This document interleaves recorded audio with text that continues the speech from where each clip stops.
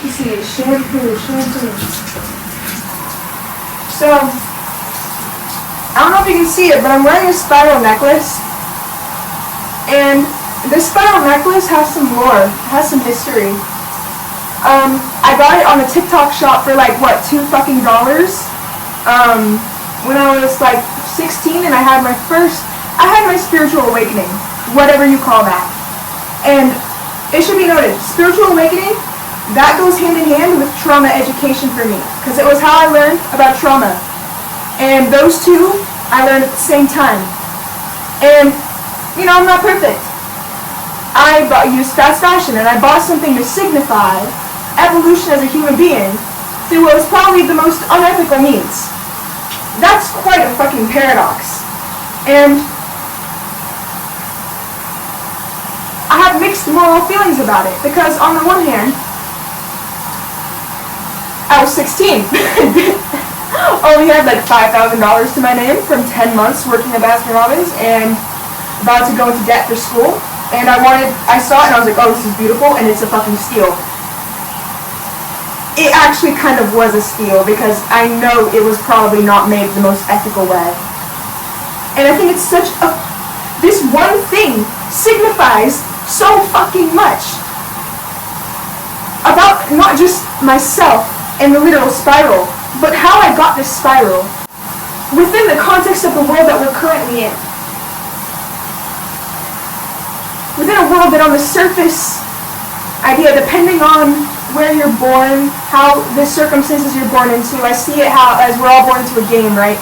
But we're born with different controllers, different remotes, and different settings, and different parts of the map, right? Some people are born into families that they already situated their fucking place in the map. They have a whole ass kingdom, and they make sure their kids are born in easy mode, bruh, with the most pristine, perfect fucking remotes ever. Some people are born literally in like hell with broken remotes and on level hard, right? And that's how I see this world through the lens of a fucking Gen Z kid who grew up on Minecraft, right? But on the surface, depending on where you're born, you know, and your understanding of the world, we all exist in different paradigms. Different fucking paradigms.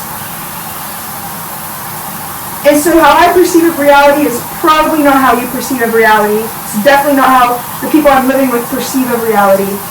And so we all think we're in the same reality, right? But if you don't understand of paradigms, then that's why it's so hard that's why there's so many misunderstandings. When you're born into the map that is America, and you're born into a privilege, such as I, right? And well, I have gone through a lot of adversity. I have complex post-traumatic stress disorder. I've lived in like various different households with different family dynamics, conditions, no privacy, all different things before. But I'm still very privileged compared to how a lot of people were born in the map of America. I want to make that clear. And a lot of times, even if you were born into even way more adverse situations than I, the way you have access to things such as this is through unethical means. But it's the only way you can access it. A lot of times, the only way you can access anything is through unethical means. We're you know, in manufactured consent, Noam Chomsky, all of that lovely theory. Not lovely, but it's lovely that we have a way to put it into words. You know, I've changed so much in a very short amount of time, and I think that's amazing. If I'm not changing, I know something is wrong. If I'm not constantly growing, I know something is wrong, and then I know I need to make a change so that I can continue to change.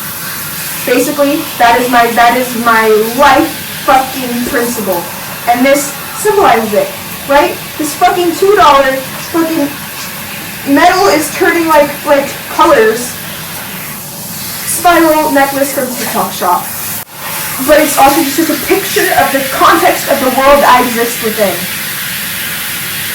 I think that's art. I think this is literal fucking art. I think me wearing this necklace is art of its own.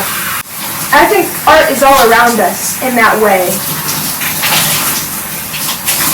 In these ways that you have to look very close You have to be fully here in this fucking moment to see it. This morning I went for a walk, and there was a tree. And there was this one leaf on that tree that was moving more than all of the other leaves. And it just captivated me. It just made me think about trees as a whole, and every leaf that makes up a tree. How fucking beautiful that is. It makes me think about flowers. We don't appreciate flowers, dude. Because that doesn't just happen by accident. That's fucking gorgeous. That's so fucking... We live in such a whimsical world. We live in the most whimsical fucking world ever, dude. Like, think about trees. They're just this shit that grows and that wiggles and moves around in weird abstract ways. Are you kidding me? Tell me that's not fucking awesome. We have seasons. We have... The clouds cry on us and cause this shit to grow. And it's such a metaphor for our own emotions and for our own seasons as people. And how growth comes from feeling and from pain, and mistakes are what the necessary steps to build and to grow into something and to make something. And if you think about rain as tears that cause things to grow, I think that's just incredible. Like the different biomes that exist on Earth, the fact that we have deserts and lakes and oceans and forests, and that, like, I've had the blessing to see biomes in different parts of the fucking world.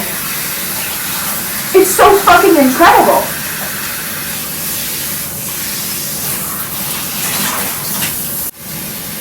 How I have shifted and created my own way of growing around the cement that is the context of the world I was born in. And then I learned not to let it keep me underneath the cement, to just be a part of it, but to grow out of it, to be the fucking earth, that the little sprout that grows beneath the fucking concrete, even if that means it'll get stomped on. I don't care. I want to see what's above it. I want to see what exists above the concrete. I want to see what's out there, even if that means I get stomped on. Because I can't stay underneath this fucking cement. The water's starting to get cold. I try to take cold showers every day, regardless, to subject myself to it, even though I could turn it to hot, I could be comfortable, but to know that the discomfort is worth it to build that resilience. Oh, it's not all I'm doing inspiring. No, I'm being fucking for real. I'm being fucking for real because we are existing in a world that is killing us with comfort. It is not just the kids anymore. It is everyone. It is everyone. And a phone is now something necessary to pretty much function in this world. And I see it happen to every generation, being stuck on reels, turning into fucking addicts.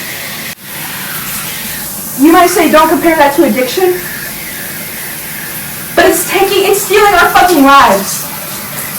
Because hours a day spent on this, it makes you, this thing that gives you so much pleasure, everything else becomes less interesting. We no longer have the drive to do other things. We no longer have the drive to do something about injustice because of this. So, teaching myself to get used to discomfort is important to me. It is that deep. Because this is my life. This is my fucking life. And I'm not gonna let a tech company take it from me. Bitch. I'm gonna be less aggressive. I'm not gonna yell at you anymore. I'm yelling because I'm in the shower, bruh. I'm in the shower. But I want you to remember, everything is a paradox. Everything is a paradox, right? Keep that in mind. So even if it seems hopeless, if it seems like everyone is helped on this artificial pleasure, this constant dopamine, the reason they're doing that to us and they know it is wrong for us is because we are powerful. We are fucking powerful beings. Everything starts from an idea. We have the ability to have visions and to turn them into reality. We can't do that when we are staring at a screen, at a little glowing box. There's fucking with the chemistry of our brains and making us uninterested in anything outside of it. We are distracted. We're looking at this where there is shit happening behind us. and we can change it. They would only do this if we didn't have the ability to change it. This stops us from it, but that means our eyes are powerful. If we look away from this into that, we can do something about that. We're made to believe that we can. That it's hopeless. They have the ability to control the media, right? Why would they let us see the horrors? Because they know if we get upset, we can do something about it. They know we won't do shit about it if we don't believe that we can. So they make us believe that we can't, and they make us believe it is hopeless by showing us so much of it all the fucking time that it is all that we see. People were never meant to see all this shit all the time. Our brains are not built for that. Our brains are still running the program of when we were in tribes. We didn't have technology. We are in an environmental mismatch. We are fish and little fucking plastic cups in Petco, feeling all these symptoms of being ripped from what we're supposed to be living, and being made to think that it is our own fault. That it is our own brains. It's a tiny fish that if they're sad, it's because they have a mental illness, and not because they have been put in a plastic cup in a fucking supermarket or whatever the hell, surrounded by horrors of beyond their comprehension. We are zoo animals. Do you hear me? They are making money off of our captivity. Your animals get paid for the money they make off being the fucking spectacle? Don't think the same thing isn't happening to us. And don't think that we can't change it. Because that's the difference between us and zoo animals. We deserve way better, and we are capable of creating way better for ourselves. I want to remind you about human evolution, that the individual is a parallel of the collective. Microcosm, macrocosm. Humans have constantly been evolving, right? Don't think that it just stops. I know that the next evolution is not going to be external, but it's going to be internal. It's going to have to do with how we perceive of ourselves. It's going to have us, an internal evolution on a mass scale that reflects on how our society operates. Anything that you think, question it. Because it might not be your own thought. It might have been planted in your brain from the time that it was putty. When you were young, when you don't even remember that things were installed in us. We're living in the fucking Truman Show. And we have a way out. That's the thing. None of this is on some doomer shit. Sometimes truth hurts, right? If we're thinking of rain as a metaphor for pain, what comes after it is the growth. And so the truth hurts like a bitch. There's a lot of grief to be felt on the collective. But that pain is necessary for us to change. Because what happens when we don't? If we don't feel this pain, if we are becoming addicts, what does addiction lead to if it is not recovered? Death. We don't have to do that. We don't. We can become better than what we were before, than the versions of ourselves that fell into this addiction.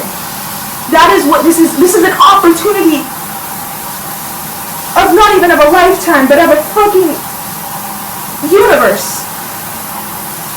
We have the power in our hands. And if you want to leave a hate comment, go fucking ahead. That proves my goddamn point. That was your first instinct when you hear something so different and evocative and intense. Is to judge. Is to feel something inside of you that leaves a negative mark, send a negative vibe out into the world. That is what got us into this position in the first place. And go ahead if you want to, but thank you for just proving my point. But it doesn't have to be like that. It doesn't have to. Instead you could think, why is this making me feel this way? Maybe instead of pushing it outward, you look inward, you look at that negativity, you look at that feeling, and ask why. Look at it and ask why. What is it telling you? I don't like this. This is stupid. Why do you think it's stupid? It's not normal. It's weird. Why is it weird? What is normal? Who gave you this idea of normal, of how things should be? Are you happy? Because there's infinite possibilities. And there's a possibility where you are happy. And you feel the pain, and you change, and you grow, and you evolve, and you become a part of this movement. Anything is possible. There's a reality where I didn't follow this idea to get in the fucking shower with clothes on and yell at a fucking phone that's on a shelf, on a book, on a fucking chair that I rolled into this bathroom. But I chose this reality. And I chose to probably get flamed on the internet. Because I don't fucking care anymore. Because I'm not happy in a reality where I'm scared of how you're gonna perceive me. I'm willing to be the one that takes the hate for some people to look within. I'm willing for this to flop to get 5 views and for people to think this is embarrassing. I don't care because I've felt way worse in my life. Are you kidding me? And the pain of regret is much worse than any momentary feeling of embarrassment that isn't even real in the first place, and that will pass. Because I have spent years studying emotions and studying how to let them teach me and guide me through this beautiful opportunity that is life. And I've learned that I'm very powerful and that we are all very powerful. And I've seen the change I can make in my own life, a life that I once thought was doomed. A life I once thought was worth ending myself. That I turned into a life that I love and cherish. Even in my darkest moments, even in the midst of grief, I'm grateful. I'm grateful to be born at a time where there's still trees and flowers, where I have a body that I can take on walks and I can dance. That I've been blessed to experience the things that I have, to travel to 7 different countries at 18 years old by myself, and to experience my dream life before I realized it wasn't my path. And to have a shower, have a phone, have a voice. And if I change, if it comes off in the wrong way and I made a mistake, then I'll learn from it. If one day I decide I want to take a different approach than yelling, then I will learn from it. So I guess this was not necessarily shower thoughts, but more so a shower lecture. Maybe this format just grabbed your attention more than it is when I'm just sitting outside of the park, and maybe that made it effective. I don't fucking know. But I'm gonna keep doing this type of shit. It might not always be in the shower, but just following the ideas, following the path of curiosity and excitement and things I haven't seen done before. Why not be the fucking first? Why not be a little interesting? You know?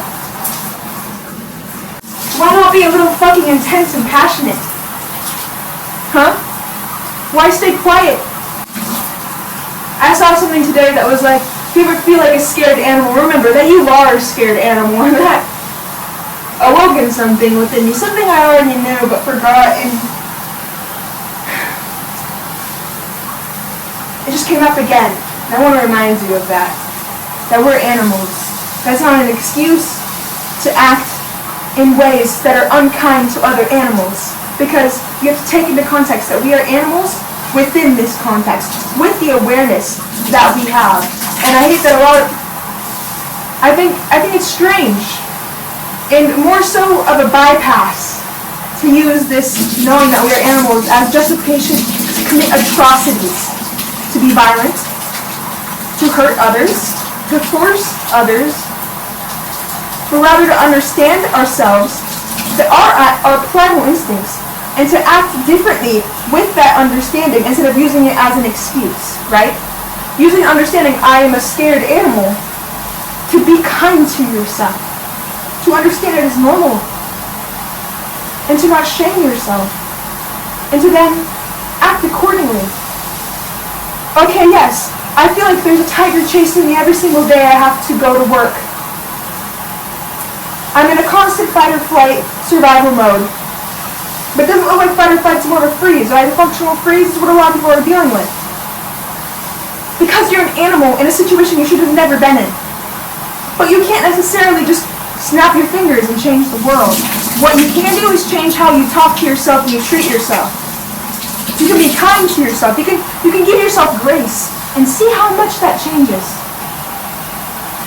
Maybe that'll lead you to being in more of a creation mode and finding a way to change the circumstances that put you in that mode in the first place. I don't have all the answers. I'm a 19-year-old girl who's just trying her fucking best. Who's doing what I can with what I know and what I believe to be the best step forward in the situation that I'm in and the knowledge, the wisdom that I have gained through my very unique series of circumstances and events that have led me to be in this moment that I am in time right now. I might be wrong, but I might be right. Or I might be somewhere in between the two. Who knows? Time will tell, history will tell. That's one thing that will tell is history. You know, I'm pretty sure that when we look back at history, if you were alive during those times and saw how people, you know, thought of the future and thought of how their time would be perceived in the future, I don't think there was ever a prediction that was even close to right. I mean, think about it. Think about what we know as PTSD, right? Think about nights during the medieval times. I watched a video about this the other day. About how, you know, they didn't have any concept of what PTSD was. They have a concept of what PTSD was.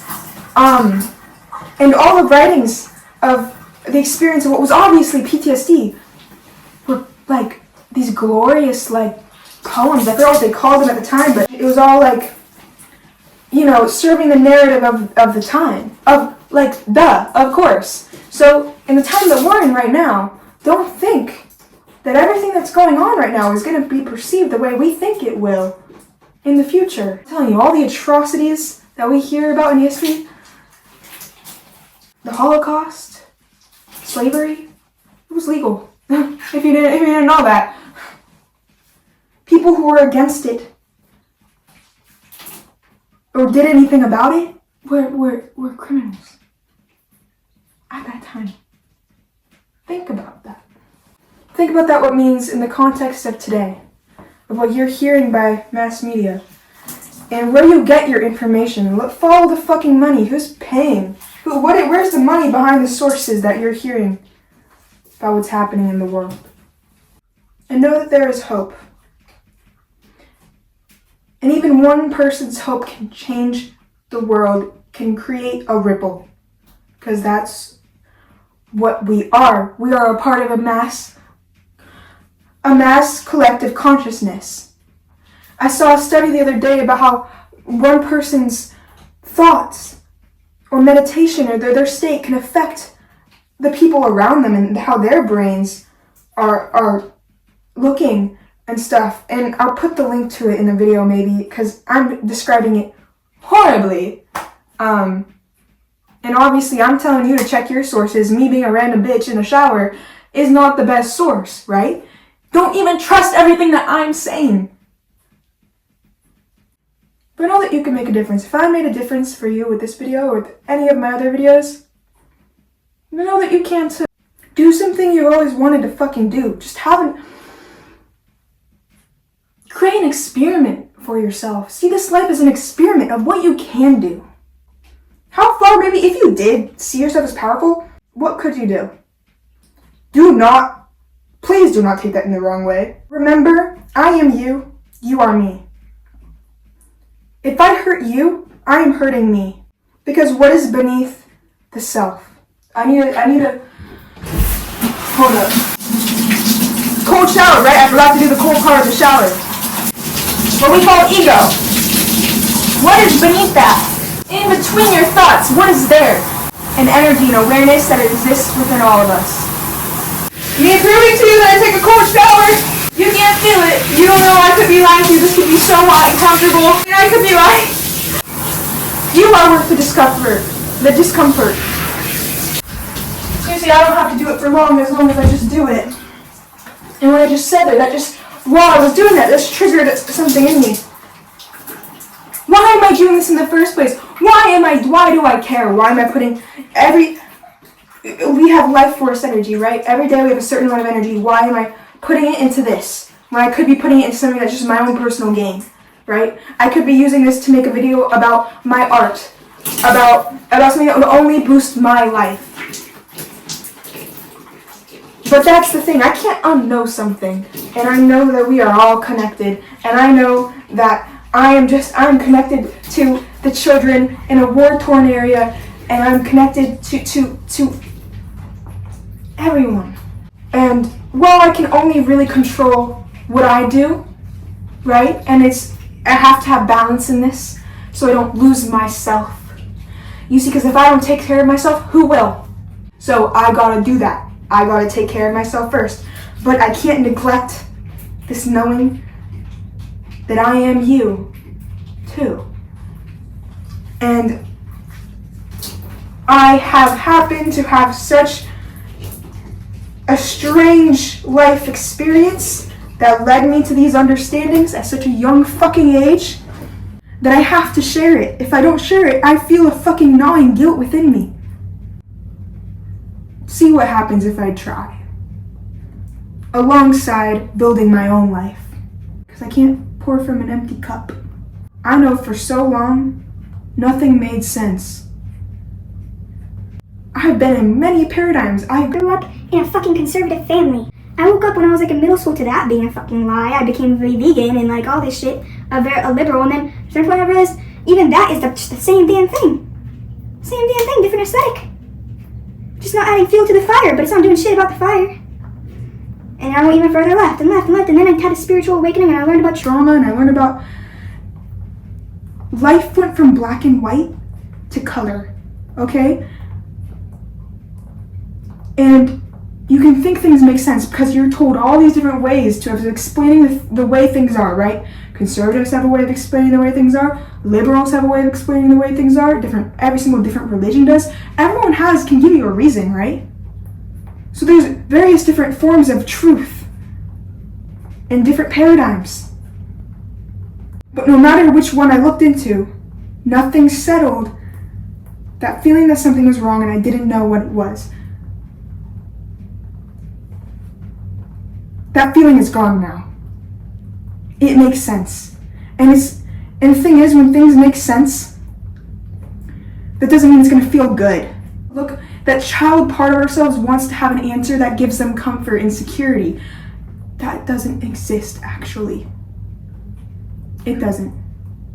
Growth means discomfort. Constantly stepping into new forms of discomfort in the name of change, in the name of exploration, seeing what is out there. Because what is new is uncomfortable, and that's just a part of our survival mechanism. From when we were in tribes, and when we just were trying to survive, but we don't need to do that anymore, actually. And this next evolution I'm talking about is turning to creation mode, seeing what is possible when we're not still just trying to survive.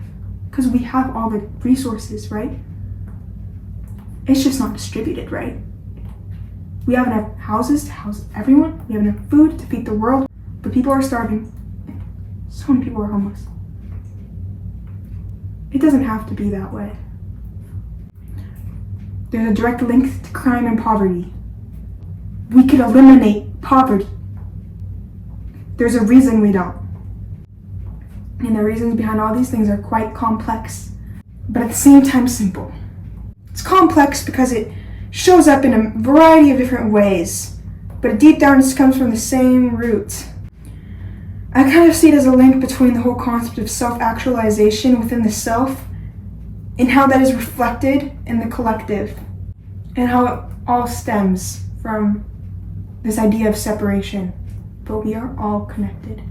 We are all different and unique and special in our very own different ways, but we're all one at the same time. But when we see ourselves and the way our special, unique ways of showing up are, and we see how different someone else is, and we then hate them, get scared of them, oppress them, just because it's different, a different expression, the same whole, you are hurting yourself.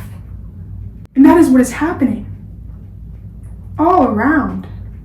This idea of this separation and scarcity, the abundance is being held and hoarded by a certain group of people just like us, who just see us as different and don't accept us.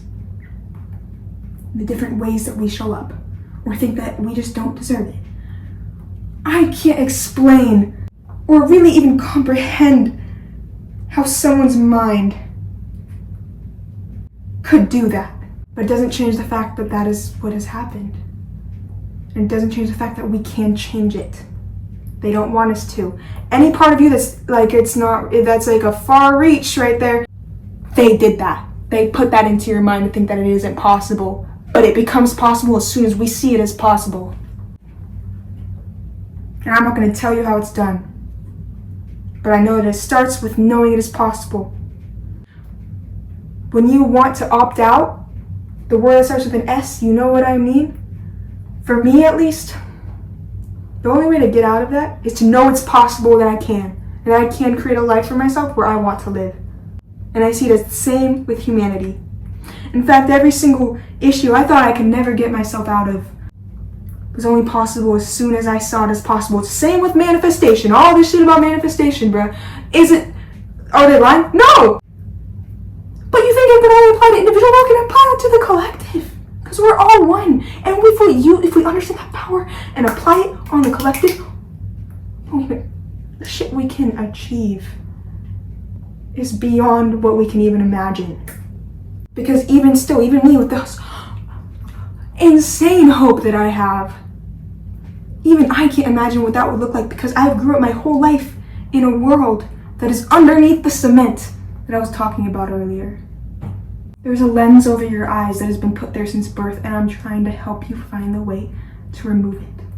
It is up to you to do the work. To find the will within you that is there, that is somewhere buried deep down. For different people, it's at different levels of depth, but it's there. If you're alive, if you're breathing, it's there. If you even clicked on this fucking video, had the curiosity to see what this bitch in the shower had to say, you got that will in there, my friend. It's not gonna feel good at first. Then it's gonna feel better than any drug you could ever take, than any joy you could get from the phone, because that leads to emptiness. There's two types of pleasure. Pleasure for the sake of pleasure. The activity, the means of the pleasure is the same as the result. It's pointless. Just for the pleasure. But that has a cost. Everything has a cost, right? Everything is a paradox. Sweets, for example, eating unhealthy, eating just what is easy, etc. But in the moment, it's easy, it feels good. It has a cost. The phone, doom scrolling, drugs, feels real damn good in the moment. Real easy. A really way to achieve a feeling that you've probably been seeking for a long fucking time. Trust me, I've been there. With both of those things that I mentioned. My bad. Oh shit. My bad. The phone died while I was just standing there dripping on the floor. Low key got me to move. Got me to get myself into some dry clothes and into my boring plain room in my parents' house that I'm not decorating because I don't know when I'm gonna leave. I could leave any day. Like, as soon as an opportunity comes, bitch, I'm out. So I see no point in putting that precious energy I was talking about earlier into that, and instead into something that will get me closer to getting out of here. FYI, that's my mindset with it. But with what I was saying about pleasure, 111. Paradox. You're the type of pleasure, you pay the cost first. the pain of working out, the inconvenience of eating healthy, and it not being as enjoyable. But then you enjoy the effects of having a healthy body. You don't have to pay a bunch of medical bills. And you feel better too. The pleasure that comes from working hard on a passion, you know? The discomfort of trying something new, but then getting good at it, and the pleasure of that. You have to pay the price of being a beginner for the payoff of being a master. Pretty damn awesome if you ask me. And I don't know where that topic came up, but it did. But yeah. That was my TED Talk, more like my shower talk. I might do more shit like this. We'll see. Maybe I won't, maybe I will. I'm following my soul. I love you, whoever the fuck you are. And I hope you have a good day, and I hope you reflect. You. Toodles. Oh, I don't like that. Peace out. Whatever. Bye.